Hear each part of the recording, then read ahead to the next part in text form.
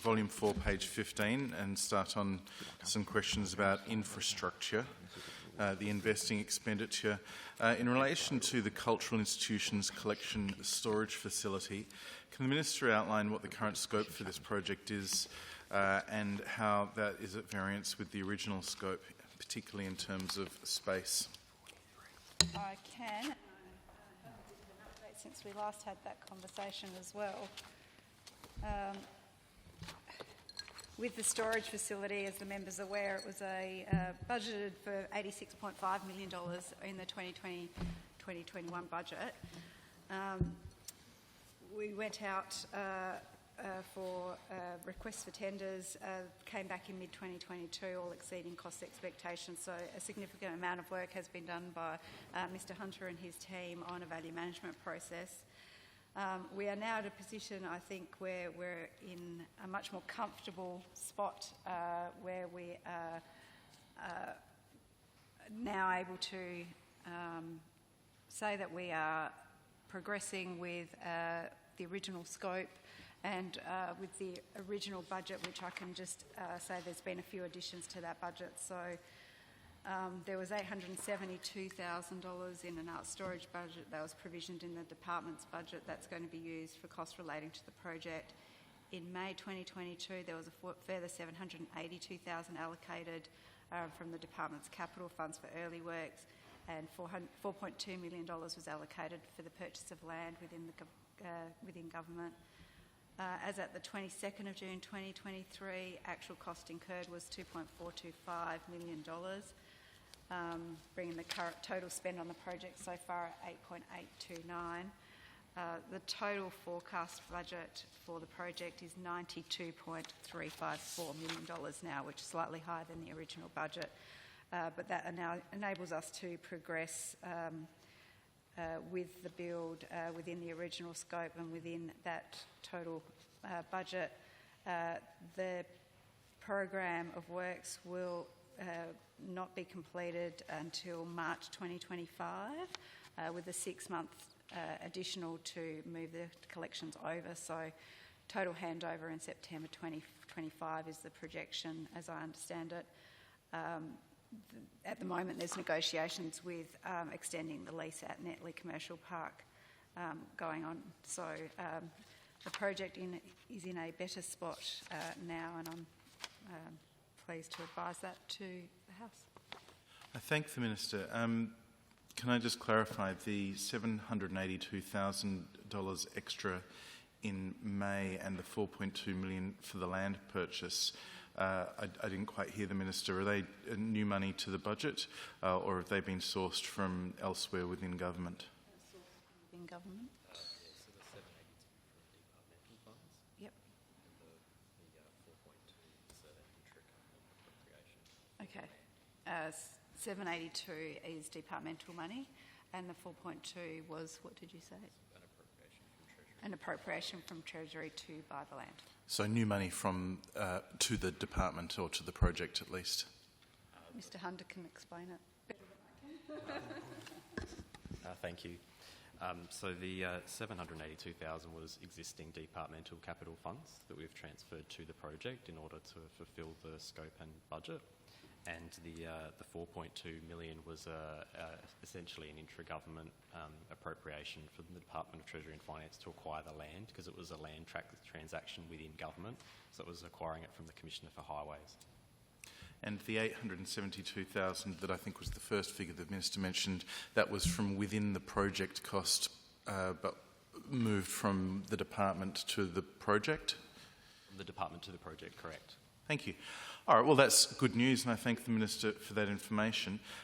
The completion time, the budget papers actually list June 2024. I think the Minister said March 2025 for completion, September 2025 for handover. So obviously that does present some challenges for the institutions, and the Minister, I think, said that the negotiations are underway at the existing rented location.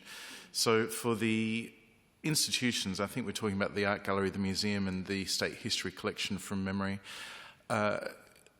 Two questions. Firstly, can we confirm that the original intention of everything that they had signed up to have stored in the storage facility is now able to be stored there? So that is correct. And so in relation to the extended time from June the 30th, 2024, when they had hoped to be moving in to September 2025, who's going to be covering the cost of that rental of the facility for that extra time, particularly if there might be, if the landlord sees an opportunity to increase the rent? In the project budget.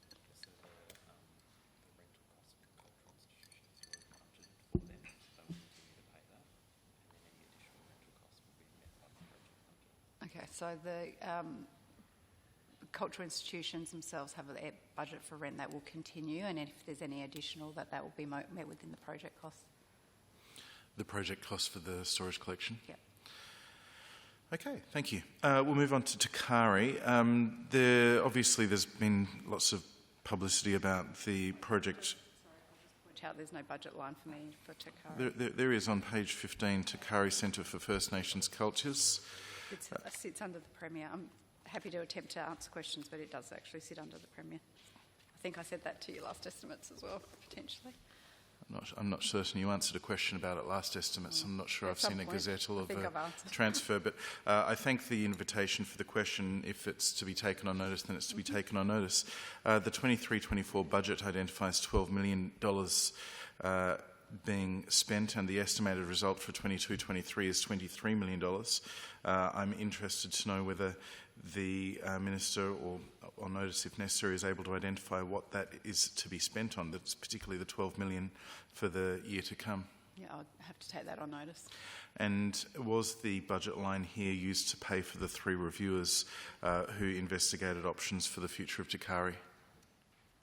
On notice, I think the answer is yes, but happy to take it on. Yes, I believe the answer is yes, but rather than say the wrong thing, I'll take it on notice. Okay. I'll take us to the, page 27 talks about targets, just while we're on infrastructure.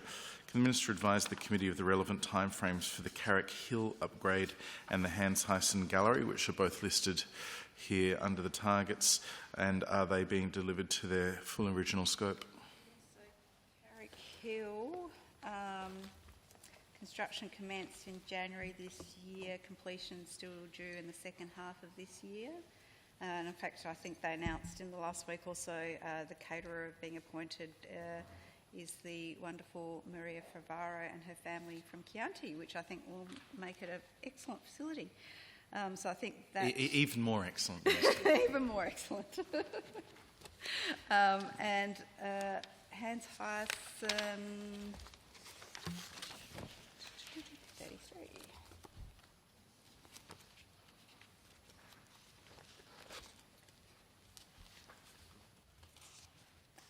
There were revised plans completed in March 2023. Construction's due in the coming months, and I'm not sure I have a completion time. Does anyone know that?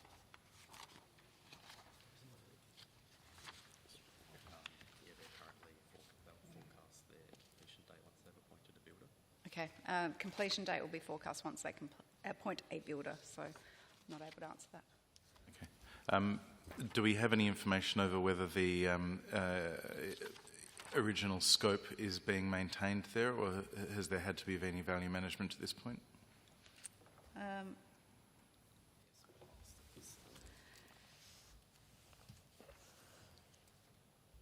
So that is what's happening? Yes. Yep. So the previously announced plans of the purpose-built gallery, the restaurant and the gift shop, and bushfire safe storage for artworks, they were the announced plans, and that's what's in the project. Sorry, so there's some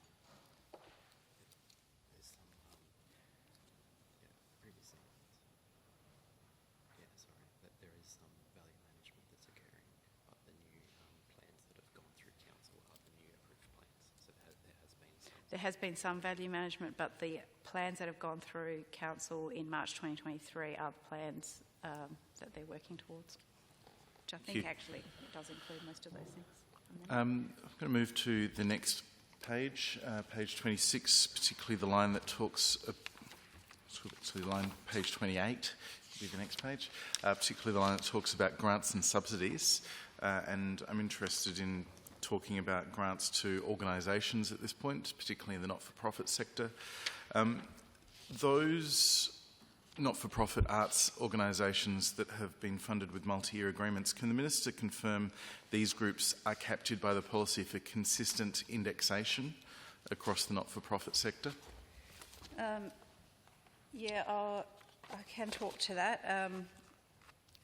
And it's also probably worth having a look at budget paper 5, if that's available to you. In particular, on page 10, it talks about the indexation supplementation for non-government organisations, more particularly. You'll see that that supplementation was intended to support non-government organisations meeting costs of wage inflation pressures in 2023, impacting a range of NGOs who provide services to social, community, home care, child protection, homelessness and disability sectors. So for the arts organisations, some of them do fit into that program and will get the supplementation. At the moment, we're working with Treasury, my office and DPC are working with Treasury more broadly to see if there's a solution for that. They will continue to get their 2.5, I think, % indexation, the published rate, the standard published rate. That is what they ordinarily would get, and that is what they will continue to get. This supplementation was something that was announced in the mid-year budget review, particularly targeting those NGOs that I just read out, but we are working to see if there's a solution to capture all of those arts organisations that are multi-year funded, but that is still a work in progress. But some of them do actually qualify and will get the supplementation. Thank you, Minister. So obviously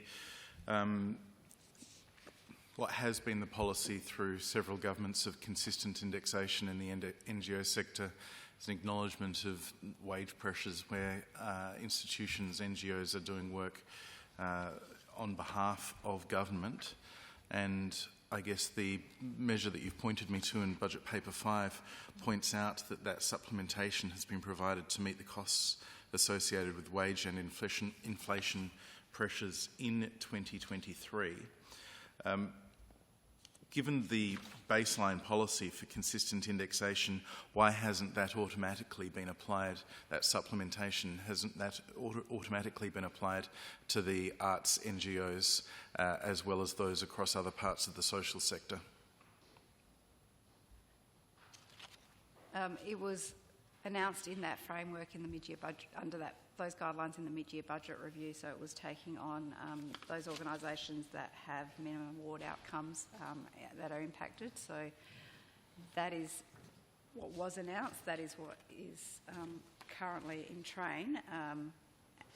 In terms of expanding that beyond that to more broadly, the arts organisations, like I said, we're working with Treasury to see if that's possible. Can I ask the Minister said that some of the organisations, the arts organisations, did qualify for the funding. I think there's probably about 40 organisations that are getting the indexation.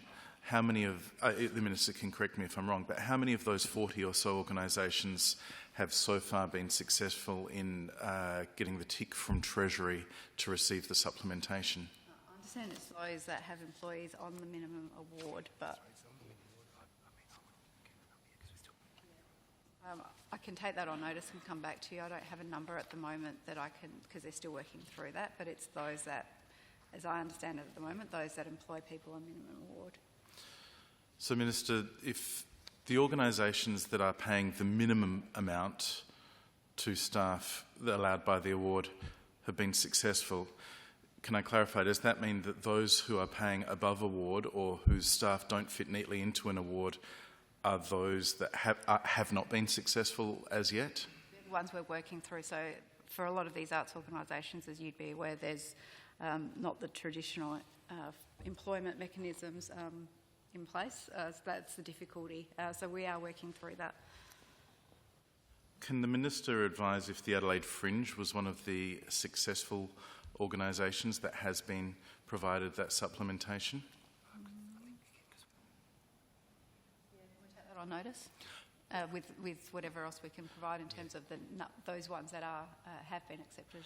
Thank you. Well, I'll confirm the question. Appreciate it, those that have been accepted, but perhaps also, as the Minister is investigating which organisations have been accepted, can I also seek information as to the basis upon which those organisations were chosen over the others, if there are any criteria other than that they are just the ones that pay the award purely? Yeah, my understanding on the eligibility is to be a not-for-profit organisation for the delivery of services on behalf of government and include a provision of staffing costs impacted by minimum award outcomes. I understand that's the conditions that were in place for that supplement.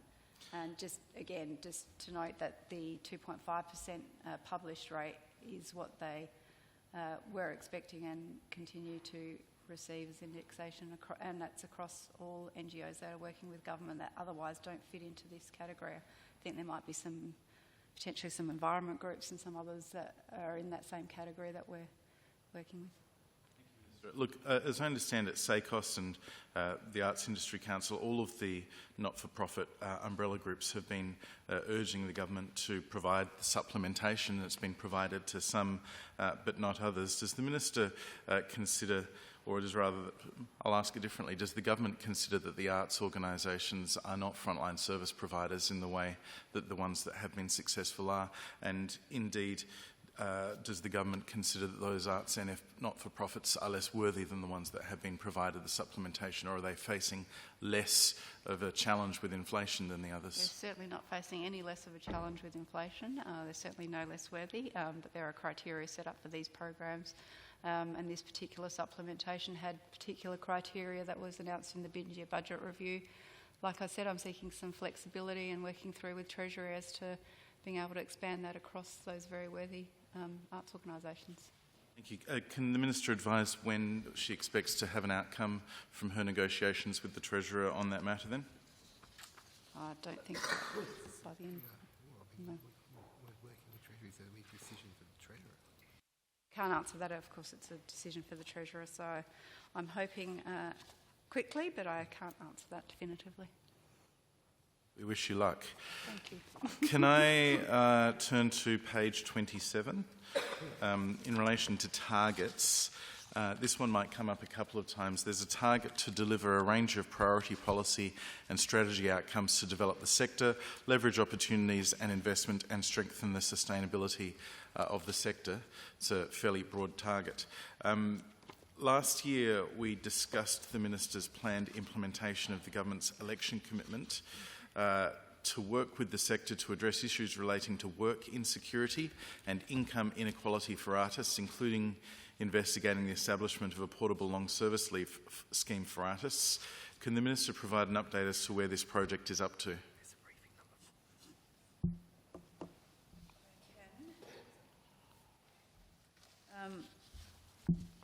What the member would be aware of is the National Cultural Policy Revive, and the legislation that recently went through sets up creative workplaces within the Australia Council, so they will do similar work.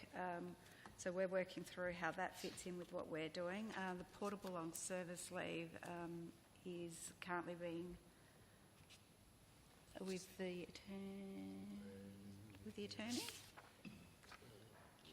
Yes.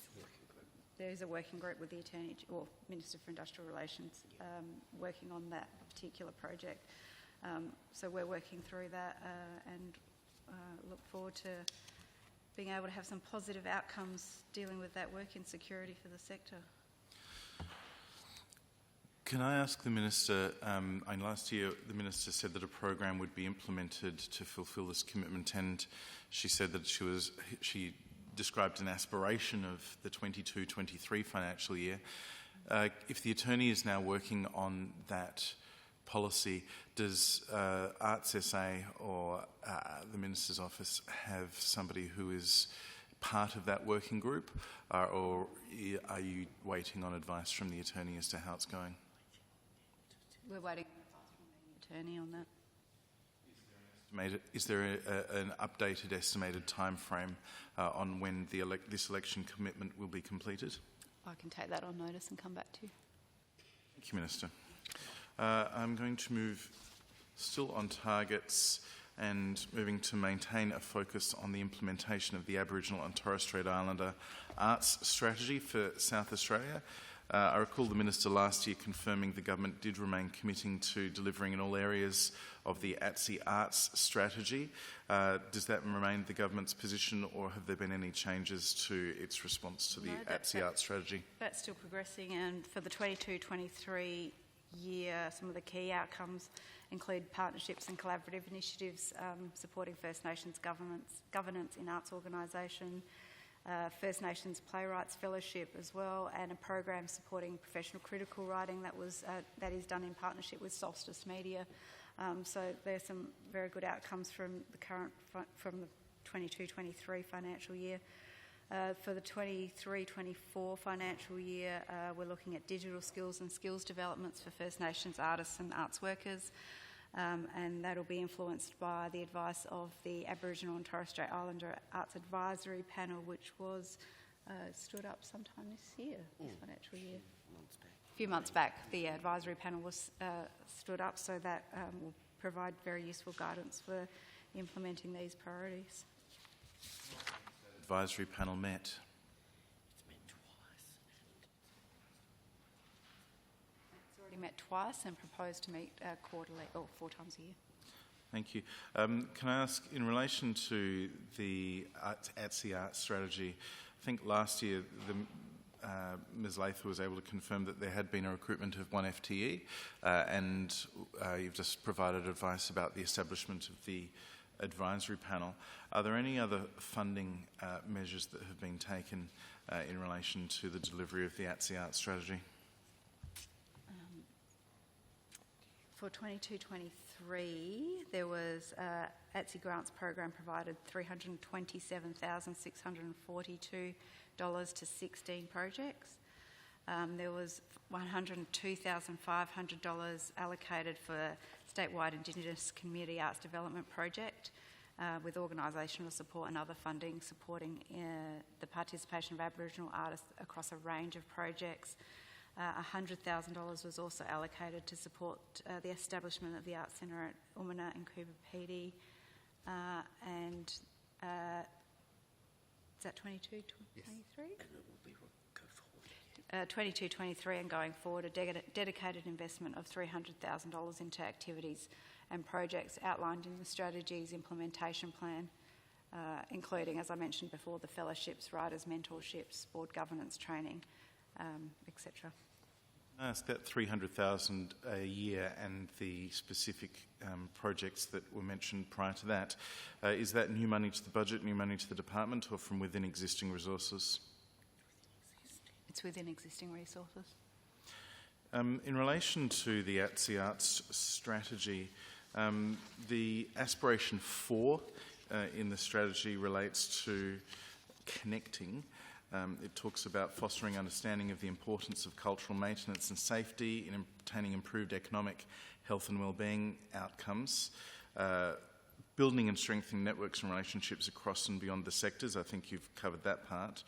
Enabling, supporting and facilitating activities to create multiple access points for professional and organisational development across the sector, and particularly I'm interested in supporting activities that increase the exposure of Aboriginal arts and cultures to South Australian national and international audience. Particularly in relation to those national and international audience exposures, has the government got any particular plans to deliver on that outcome?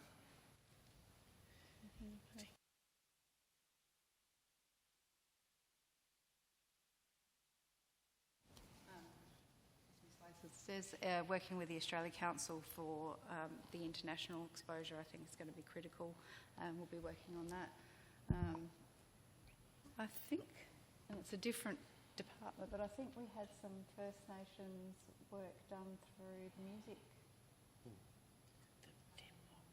Yeah, there's a Black Empire project as well, separate from what DPC is doing, but there's a project in creative industries as well that's assisting in that sort of exposure. Is there anything else that you would like to add? You can I think being flexible with our program, so without having targeted strategies, but being flexible to support opportunities that come up for Aboriginal artists, particularly in the music and the visual arts area where there is quite a reputation. So we are, our grant and funding programs are available for artists to apply to for touring and other opportunities that take in international markets. Thank you. One of the organisations that had been important in building national and international audiences obviously was the APY Arts Collective. Can the Minister give an update to the committee in relation to the inquiry that has been taking place as a result of the well-publicised issues there?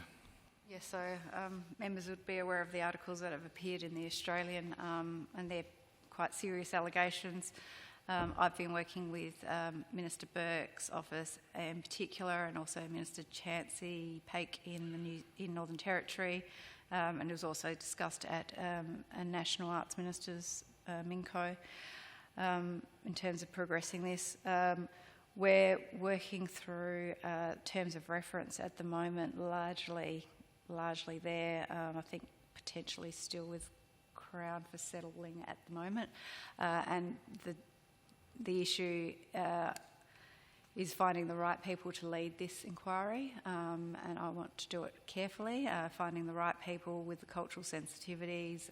Ideally, I'd love a First Nations male and a First Nations female, as well as potentially some sort of legal or investigative support as well. So we're hoping to be able to finalise that in the next couple of weeks and announce that going forward. It really is going to be a fact-finding mission for me as Minister. ORIC is really the body that has the powers to investigate. It's a federal body, but we've undertaken to co-fund this with Minister Burke federally to, I guess, go and have a look and see what's going on and investigate those quite serious allegations that have appeared in the press. Will the remit of the investigation include the question of whether the government has a view on whether Aboriginal artists should be restricted from being able to use non-Aboriginal studio assistants, given that, of course, a range of non-Aboriginal artists do so? I'll be guided by the experts on the panel on that, but there is a question around Chukapa and the dreaming story being told by an Aboriginal artist being sacred to that person as a different concept from having assistance in creating a piece of artwork. So we just want to really clarify that. I think there are a number of artists, First Nations and non-First Nations, who get assistance when they're creating work. So I think it's really about the particular cultural sensitivities around Chukapa and what sort of interference, if any, has been undertaken in those artworks. And we saw the very short video that appeared in the Australian Story, which caused concern. Thank you. And look, obviously, I suspect our most significant concern is for the artists. Absolutely. And their well-being. So can I ask the Minister what role the government plans to play in supporting those API artists to through what is, at the moment, I expect a difficult time, but also to fulfil their commercial potential moving forward? Once the panel is stood up, I'll be guided and working with them as to what departmental support we can provide, particularly to those artists. That is actually what you've touched on is absolutely key, is being able to support them to tell their story and to be able to support them going forward. A lot of these art centres will continue with or without the APY Arts Centre Collective. There's some incredible work that's done at those art centres.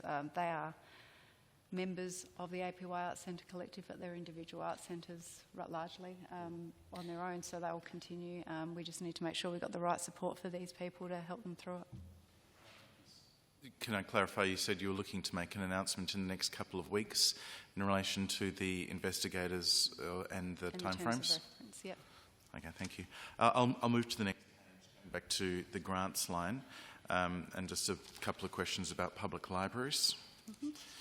So can the Minister confirm that the $20.7 million allocated for public libraries over 5 years will continue to be allocated? I think that we've been operating in the last couple of years on a year-by-year recommittal of that funding, and obviously local government and others have been encouraging a commitment for the full period of the allocation as a minimum. So the member would be aware of the agreement that was entered into under the former government, I'm sure, in terms of the public library services. So for 23-24, the operating grant with approval of carryover is $20.796 million. It's slightly higher than 22-23, which was $20.71 million. As far as I'm aware, and I don't know anything different. Subject to further budget processes, but as I understand it, that agreement is what was negotiated between the Libraries Board and Local Government Association, and that will continue. Minister, I think the agreement is understood to be over 5 years, but I think that the advocates for public libraries have been seeking confirmation that for a multi-year agreement in terms of not just being confirmed year to year. Last year you confirmed it would be for another year. When asked by the member for Hyson, said the funding is there for $20.7 million for the 23 year. Given that it's subject to future state budgets, there's nothing further we can confirm at that stage for the board. Are you in a position to give comfort that that $20.7 million as a bare minimum is guaranteed going forward? I think the usual process of letting the budget process flow through is one we will continue with. Will the government allocate funding for a dedicated digital literacy program that is not funded out of the $20.7 million allocation? I suppose a different way to ask is, will the government consider allocating funding for a dedicated digital literacy program in addition to the $20.7 million? The Libraries Board will allocate their resources according to what they think are priority projects, so I'll leave it to them to decide as to how they allocate that, including that kind of a project. I don't have any information on that particularly. Yep. And so that would be out of the $20.7 million if the Libraries Board choose then. Will the government continue the current and past practice of funding for public libraries and support for the One Card network remaining separate from funding for the State Library, as is the case in these budget papers? Yes, yep. Separate components. Thank you. I'm told that it will be of comfort. Can I move to targets? And we're moving back to the priority policy and strategy outcomes target that we were on before. Is the Minister working on any legislation to be delivered in relation to the South Australian arts sector? And if so, to what purpose and when? Yes, that was an election commitment to make sure we're ensuring really how arts are valued across South Australia. There's work currently being underway led by, I think Arts SA is doing some work on it with Creative Industries. That work's been done and I'm not sure I necessarily have a date, but we are working on it at haste. Do you have a time that the department has been requested to provide us with a bill for introduction into the Parliament? I don't have a time at this stage. Go to page 29. There's a reference to Country Arts SA. A relatively straightforward question. Does Country Arts SA still manage the Hopgood Theatre? What's the government done to rebuild the Hopgood in relation to the... I think there was a change to the budget allocation from that was originally intended to go to the council. Contract at the This was moment. raised last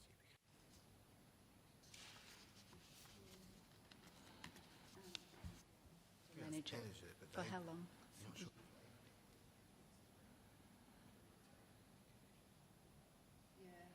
I might take that on notice. Country Arts is managing it at the moment. I'm just not sure exactly for how long that agreement is for, but that project, the Hopwood Theatre itself, is run out of Department of Education, and so they make those arrangements. So I'll just take that on notice as to how long that continues. Thank you. On grants and subsidies on page 28, last year we discussed that there was a notional allocation of Department of Efficiencies of, I think it was about 2.9 million indexed per year to the arts program, but at that stage the Minister and Mr Woolhouse hadn't yet determined how that burden would be allocated. Are you able to now identify what specific measures made up the $2.93 million efficiency in 22-23, and was it achieved? Sorry, can you clarify the question? What was made up of the 2 point? Well, two questions, I guess. The first one is, did you succeed in achieving the efficiencies that were applied to the program? And secondly, how? So, yes. Yes, that was achieved. Savings were allocated proportionally across the budget, including statutory authorities and major organisations that received their share of the savings. For arts authorities, arts statutory authorities and major orgs that have funding agreements with the National Performing Arts Partnership Framework, savings are met through the withholding of indexation adjustments. That's been the past practice as well. And each of the boards and governing authorities determine how they have achieved their savings through the last financial year as part of their processes. But in terms of whether it's been achieved, I understand it has. So can the Minister said, I think there was some shared by statutory authorities and major organisations and presumably within the department as well. I may have missed that. Are you able to provide a breakdown of how much was carried by the department and how much by each of the statutory authorities and major organisations? On notice? Yeah, can I take that on notice? Certainly.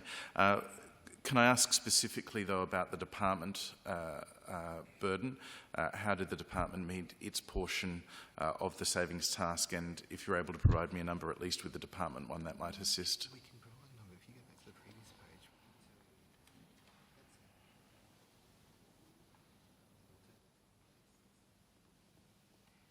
But if you want to say how it was done, that's all we can say. We'll take that on notice, particularly around the numbers. And I don't know if either of you want to add anything at this point in time. No, but do you want me to read that? You can, yeah. Certainly. While we've taken the numbers on notice, the method you're asking about how we did it within the department? Was that the question? I was asking, yeah, how much of the efficiency, how much of the $3 million was allocated to the department itself as opposed to the organisations? Yes. And how did the department achieve those efficiencies? Was it staff cuts or buying less Tim Tams or however you did it? I don't know the quantum of the allocation, so it's possible it would be a significant task or a smaller task, and if you've taken that on notice, I'll look forward to the answer. Is that, my recollection is that 2.9 million was indexed each year, so has the way that these efficiencies have been achieved, do those efficiencies then repeat in the future years, so there are no further efficiencies that have to be found? So for this year's budget, there's no new savings, which is good news. In terms of prior years, they do get indexed along the way. So, for example, the 22-23 budget has savings in this current 23-24 year of 3.185. But if we look back to the 19-20 budget, the current impact on 23-24 is savings of $6.376 million. And the 18-19 budget, of course, was a big hit. Rolling forward into 23-24 indexed, it's a $9.666 million hit. So Those are coming through from prior years into this current year, but pleasingly no new savings targets in this current state budget, which is excellent news. The 2017 mid-year budget review was a doozy. I'm sure you'll enjoy the reading. Can I ask, though, for clarification, if the efficiencies that have been set out in last year's budget and previous ones for that have been achieved, that means that the work of Mr Woolhouse and others in finding where that money comes from, at least in the department section, that work is done and there are no further challenges to meet those efficiencies?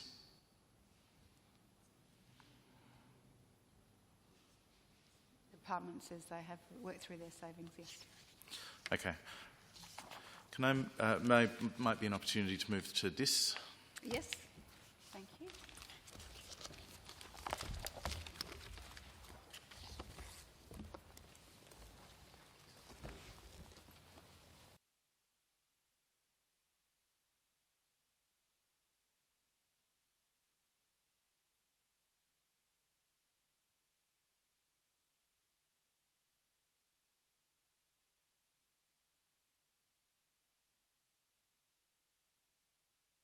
Table with me is Adam Reid, Fong Chow and Callan Martwick, and hopefully Beck Bates is behind me.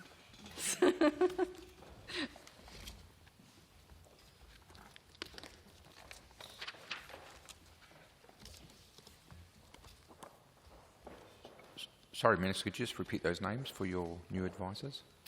Adam Reid to my left and I know. Fong Chow on my left also, and Callan Martwick on my right, and behind me Beck Bates, Martin Smith and DPC behind that. Going to budget paper 4, volume 3, page 174, the explanation of significant movements. Last year we discussed that there was a notional allocation of department efficiencies of $3 million to the department, but I think Mr Reid indicated at the time he hadn't yet determined how much of that burden would be borne by creative industries. The dot point at the bottom of page 174 identifies $1 million for this program in operational efficiencies. Can the Minister confirm if that $1 million comprises the final expectation of this program, or are there further efficiencies required to be achieved by this program?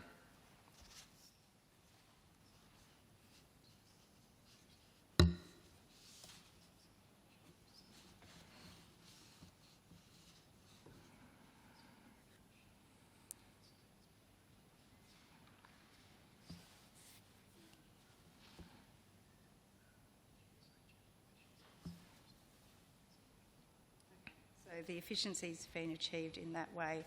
You'll see with the FTE numbers, nothing has really directly fallen into that program, if I'm answering that correctly, but it's the overheads, the allocation of overheads that has helped achieve that. Mr Reid might want to add.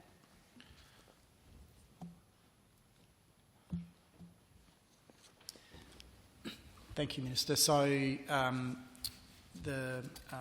the member might know that there's an allocation of overheads, including FTE overheads corporate, to each program within the budget papers. So the $1 million has actually been allocated from a reduction in corporate overheads achieved through that program. So there's no further efficiencies allocated in here. There is a small savings allocated in 2023-24 associated with St Paul's Creative Centre. You'll have to forgive me, different departments use different language to describe different things. When you say corporate overheads, can you clarify what that might mean for somebody who's not been working in DIS? So across the portfolio we have policy areas, we have corporate communications, we have finance services, we have procurement services, etc. So all of the staff and corporate functions get allocated across all of the portfolios within our allocation. So there's no separate program structure for those parts of our agency. so they get allocated across each program. So when we reduced our corporate functions, they play out in reductions across each of these programs. So to clarify, there were some staff cuts to the department, and it's assumed that a portion of their work would have been servicing this program, and so this is a notional reduction to this program. But nobody from within the creative industries program in this has lost their role, because obviously they were doing important roles. Thank you for that. Is the savings task that you identified in relation to St Paul's, I'm not sure if that's specifically identified here. Can I ask how much that achieved in terms of saving? And is that a net figure, given that I think there's support being provided to Music SA and potentially other bodies as well in new locations? So total savings in relation to St Paul's across the forwards is 1.132 million. So 23-24, it's...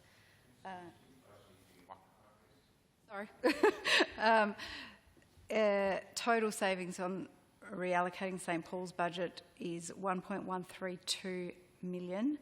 23-24, there's savings of $149,000 in relation to St Paul's. I think that's all. So, apart from Music SA, the other organisations that were in St Paul's that had been receiving some support from the government, have they all been relocated? They either have been or are about to be. I think they all have been, actually. Some have moved to the Mill, some have gone to Light. Some of the sound equipment, for example, has gone into the Mercury. That's now been revamped. So that work's all happened. I think we move out of St Paul's by September this year. Okay.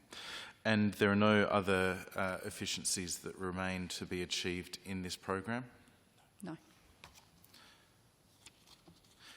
Last year, the Minister and the Chief Executive confirmed that investment agreements have been confirmed with the Jam Factory and the Film Corporation until the middle of next year, mid-24, and the Film Festival until the middle of 25, so they would be quarantined from any efficiencies.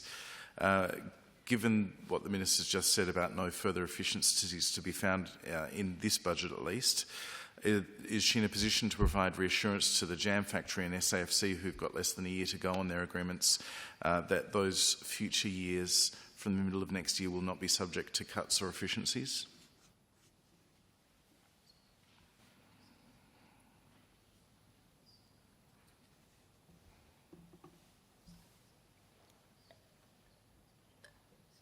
Is right, and we'll anticipate entering multi-year funding agreements without any further savings allocated to them. Thank you. In relation to the departmental arrangements, this time last year the Minister was contemplating whether or not machinery of government changes might be needed, or whether she was happy having creative industries within DIS and the arts and cultural program within DPC. Has that matter now been resolved? I assume there'll be no change? No, that's still under active consideration. How active? Reasonably It's been active. a while now. While we're on the Film Corporation, and there's a specific reference on page 173 right at the top, did the government consider making a bid for Mortal Kombat 2, and if not, why not? The SAFC board would be responsible for that, and I don't think they did.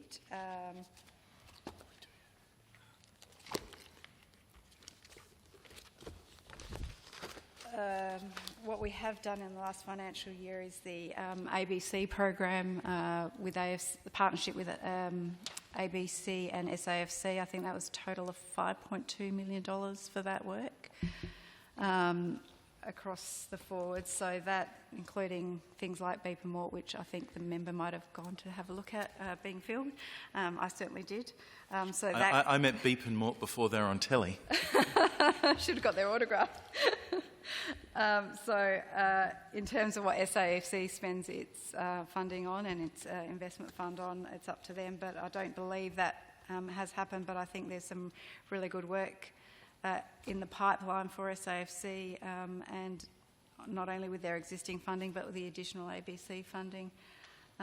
We also understand that Mortal Kombat 2 is interested in different types of locations, so I think they've gone up to Queensland with rainforests and things like that, which we don't have. Was there any approach from the SAFC to either the Minister or the Department or the government in any way to support a bid for Mortal Kombat 2? Not to me, no, not to me, no. To anyone else in government? We understand not, no. And will you check with your colleagues? Can I take your word? Mr. Reid says no.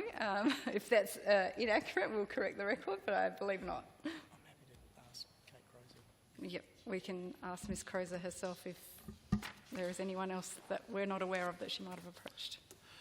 In relation to the highlights on the same page, supported the South Australian music industry to recover from the impacts of the COVID-19 pandemic through MDO programs and successfully implemented and delivered the suite of grant programs under the See It Live package to support the state's live music industry.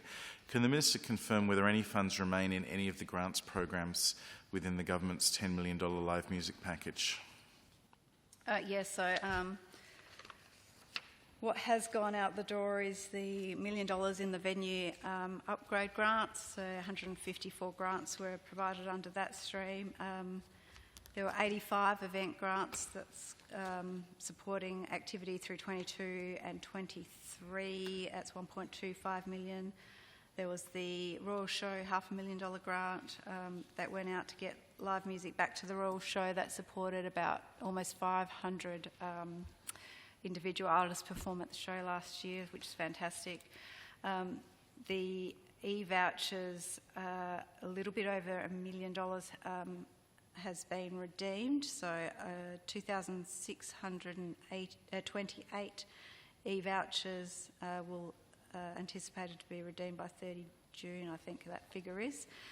So there is some of that funding still to go through, and we're seeking carryover for that to continue that in the 23-24 year of just under $1 million. So just to clarify, that's about $3.75 million of the $5 million in grants that have been spent. And so from what the Minister just said, was that a $1.25 million underspend in the e-vouchers program? No, it's under $1 million. Is there any other underspend, or am I missing one of the grants programs? Maybe if I ask you a different question. 250,000 for the mental health support. Yes, that's right.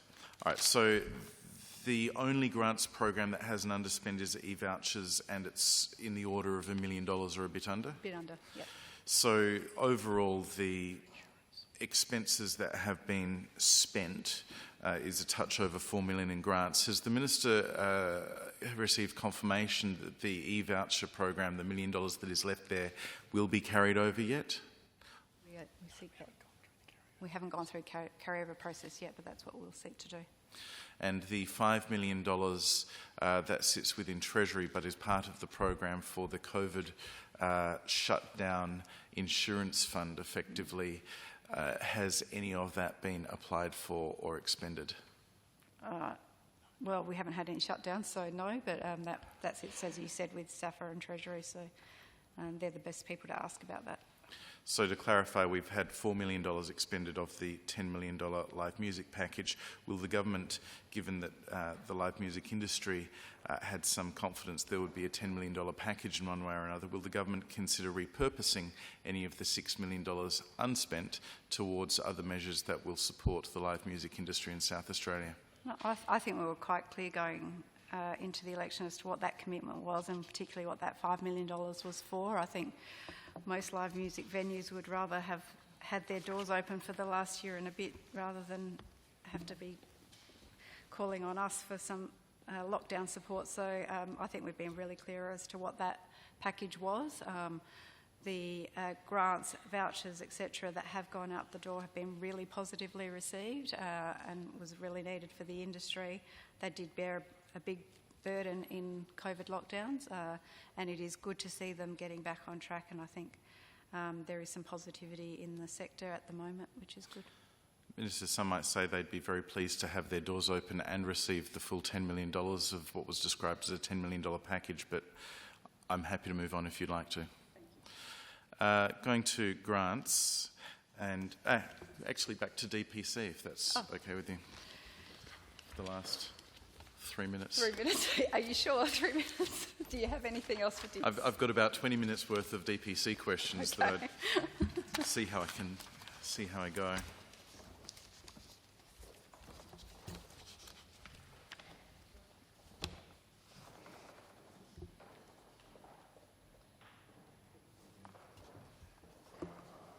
A really good question. You might. This question might be a really good question. Could be your last one. Page 28 deals with grants. Page 29 deals with specific organisations. Does the Minister have any plans to do something about the medium to long-term accommodation for State Theatre, given what some would describe as utterly inappropriate conditions in which they're currently housed?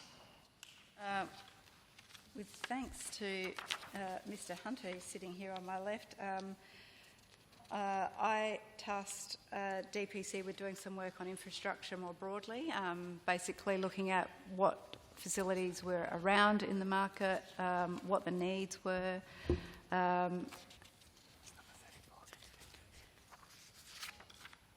work's been done, and that what we did hear from the sector itself in that work was there seemed to be a need to investigate a potential hub-type arrangement for a number of those organisations. There was an, oddly, I thought unusually because of the lobbying that I've received on spaces, there's actually seems to be a number of underutilised spaces. So I think being able to work out a way to make those spaces available more broadly, I think is a really useful thing for us to be working on. And maintenance funding as well is something that was raised by those stakeholders. So all of that work on the infrastructure planning, I guess, is being done by Mr Hunter and his team. So including obviously around State Theatre and State Opera and where they're best located. So that work is being done at the moment. Thank you. In relation to the Festival Centre, the Minister earlier took on notice how much of the efficiency dividends will be borne by each of the statutory authorities and large organisations. But my understanding is that there's been in the order of $1 million applied to the Festival Centre, the Adelaide Festival Centre, to achieve this year. Given the Festival Centre is currently celebrating its 50th anniversary, the Minister, I think, and others have suggested there's some particular extra funding that might support those celebrations. How much has been provided to support the Festival Centre in its 50th year celebrations, and to what purpose has that funding been put, or will it be put? Yeah, can we take that on? Yep. Okay, we'll take that on notice if that's okay with member. Thanks. But I can just say for the Adelaide Festival Centre, the operating grant has increased for this 23-24 year. It's $14.665 million, and in 22-23 was $14.515 million. So a slight increase for them, which I'm sure they will use effectively and efficiently. If only they had their 21-22 allocation again, I'm sure they'd be extremely happy. Nobody wants Time. COVID. The time allotted having expired, I declare the examination of Arts SA, Creative Industries and the proposed payments for the Department for Industry, Innovation and Science complete. The proposed payments for the Department of the Premier and Cabinet will continue after the break. The member for Adelaide. Thank you, Chair. I move that the sitting of the committee be suspended until 12 p.m. Okay. It's seconded. Is that seconded? Yep, that's seconded. I'll put that. All those in favour say aye.